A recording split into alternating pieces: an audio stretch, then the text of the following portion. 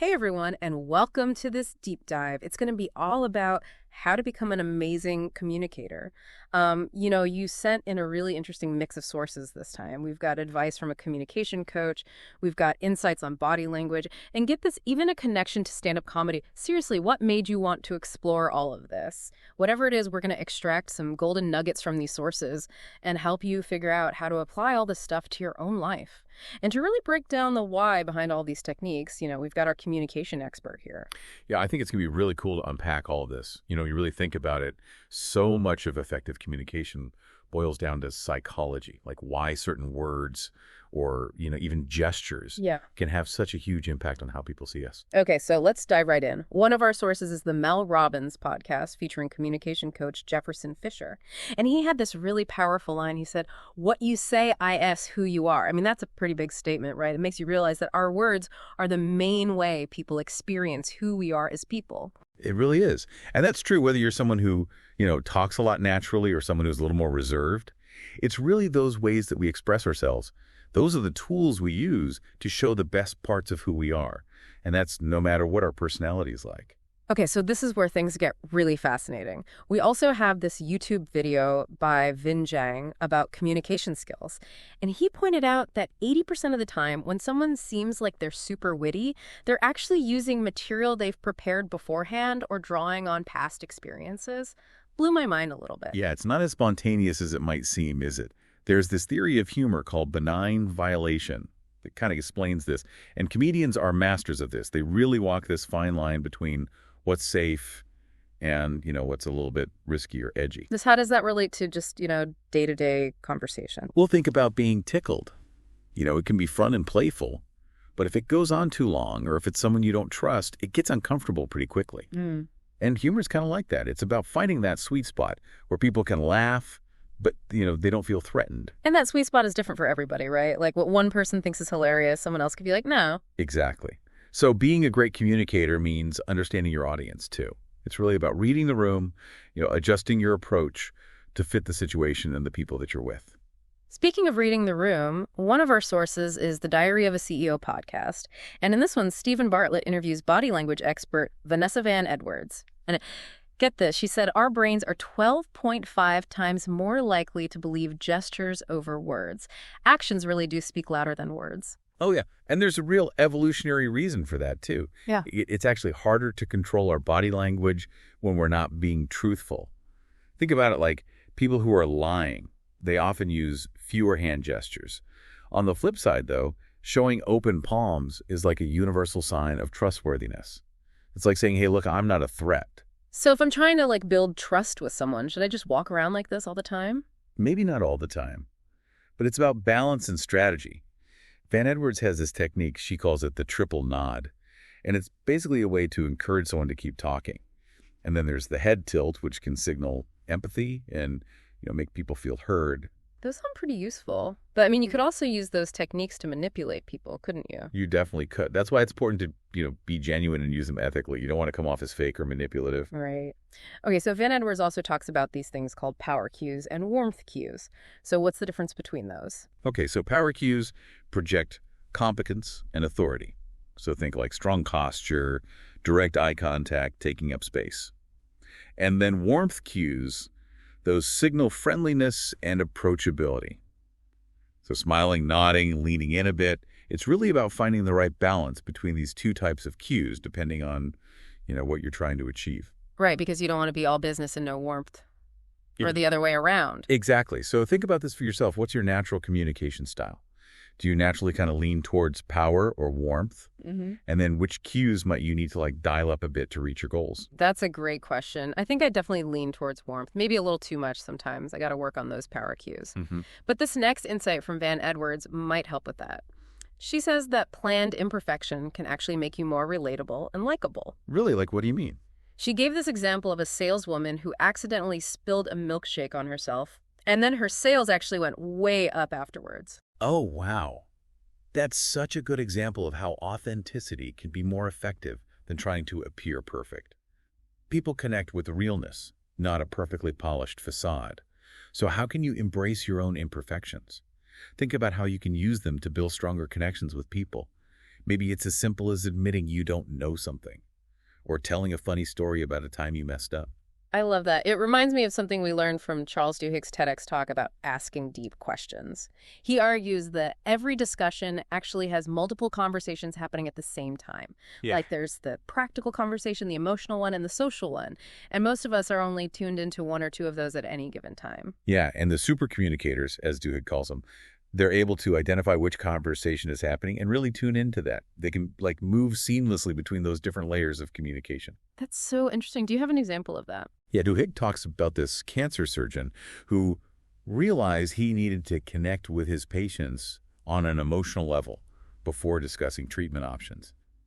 So instead of jumping right into, medical advice, he started asking questions like, what does this diagnosis mean to you? Wow, that's a powerful example. So it's not just about what we say, but it's also about understanding what's going on beneath the surface. Exactly. Uh, And that's where those deep questions can make such a difference.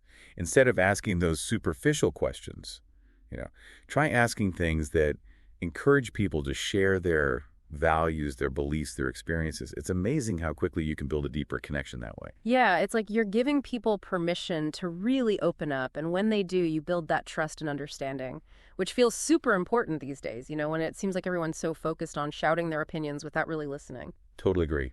These communication skills we're talking about aren't just about getting ahead or achieving personal success. It's about creating empathy and, having real conversations, even when you might disagree with someone. That reminds me of another point Jefferson Fisher made in that Mel Robbins podcast. He talked about how to apologize the right way. And it's not about blaming your behavior on stress. You know how many times have we said, I'm sorry, I was just stressed out? Right. But I mean, what does that really communicate? It often comes off as defensive or like you're minimizing the impact of what you did. Exactly. Fisher suggests acknowledging how your actions affected the other person and really owning up to your mistakes without making excuses. Yeah. It's more like, I'm sorry I snapped at you, that was disrespectful, and I'll try to handle things differently next time. Yeah, it shows you really get their perspective and that you're genuinely trying to do better. It's such a subtle shift, but it can make a huge difference. He also had some great tips on communicating clearly and confidently, especially when you're nervous. One that really stuck with me is to let your breath be the first word you say. Oh, that's a fantastic technique. Yeah. Pausing before you speak, it not only helps you gather your thoughts, it also shows the other person that you're present and you're listening.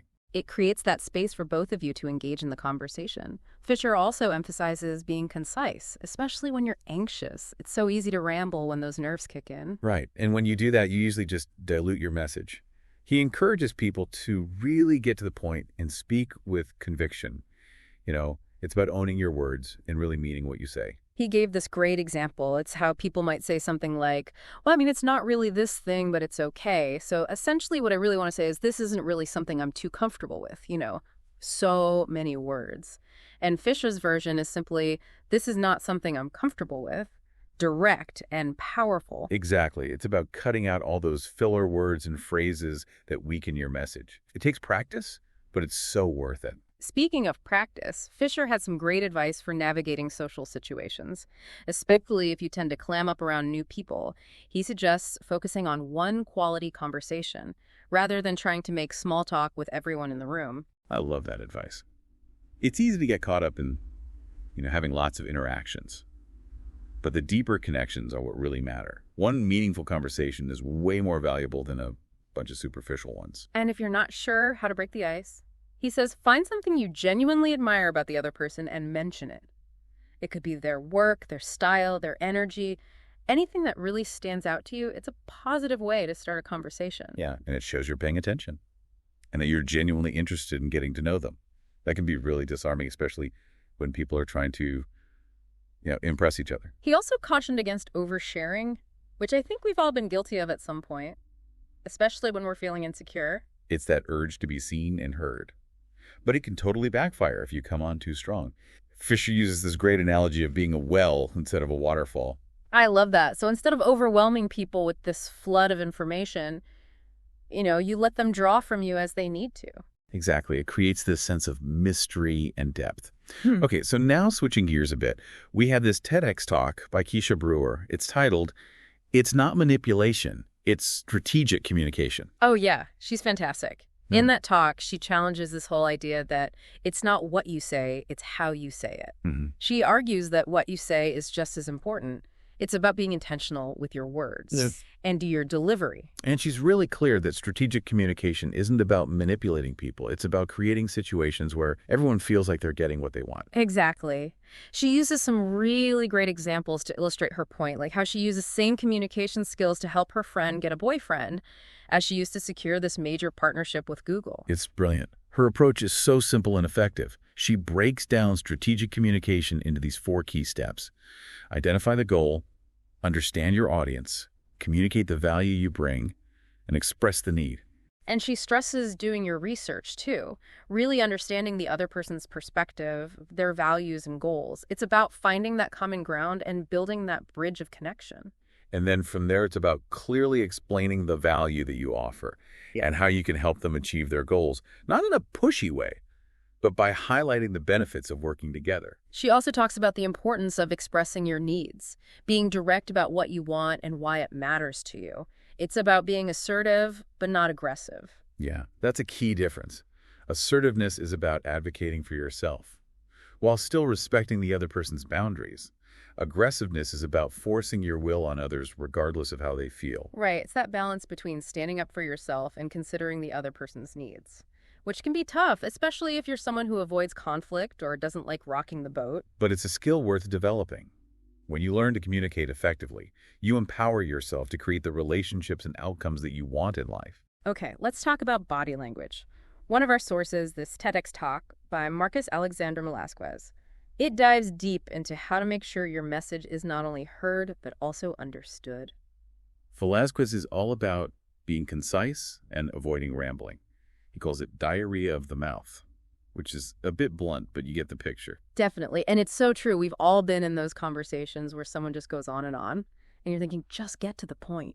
It's like they're hijacking the conversation. Velasquez says effective communication is about conveying information clearly and briefly, and making sure your audience actually understands and remembers what you said. He also says you need to tailor your message to your audience. Like you'd use different language and examples if you were talking to a group of scientists versus a group of kindergartners. Absolutely. It's about meeting people where they are and speaking their language.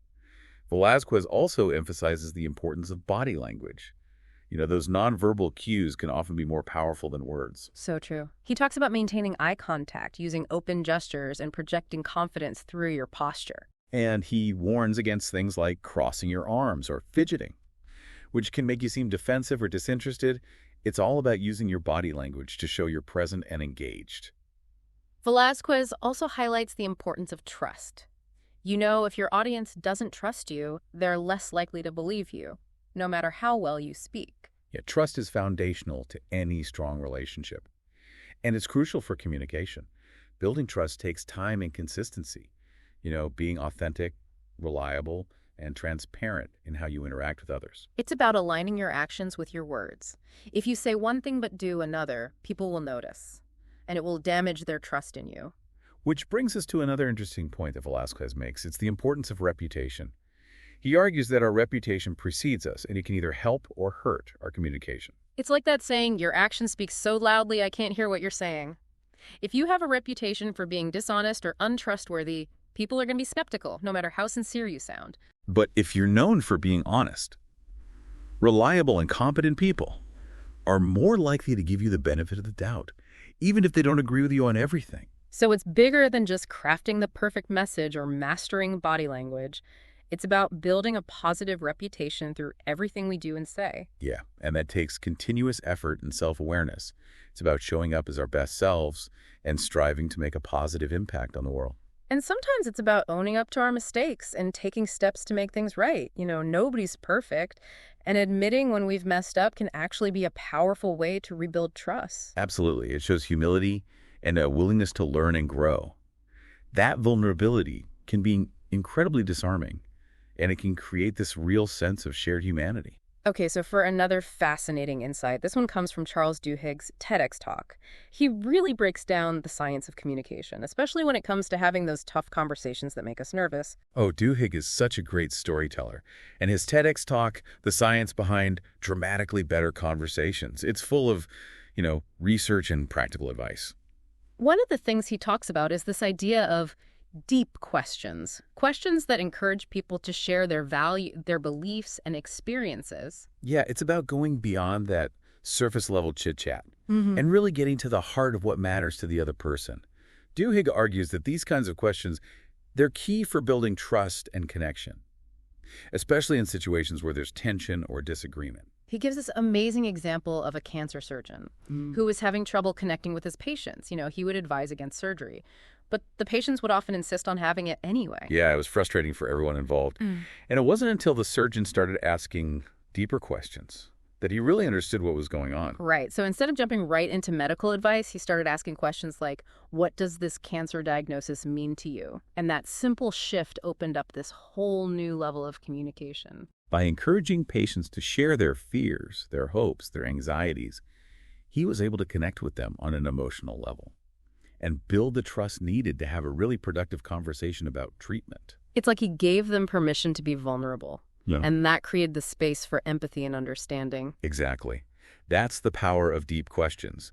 They let us tap into the emotional core of a conversation and connect on a much deeper level. Duhigg also talks about how every conversation actually has multiple layers happening simultaneously. There's the practical, the emotional, and the social. Like different channels of communication. And we're often only aware of one or two at a time. But the super communicators, they're able to identify which one is happening and really tune into that channel. So it's not just about what we say. It's also about being aware of those underlying needs and emotions in the conversation. Which takes self-awareness and empathy. It's about paying attention not just to the words being spoken, but also to the nonverbal cues, the tone of voice, the overall energy of the interaction.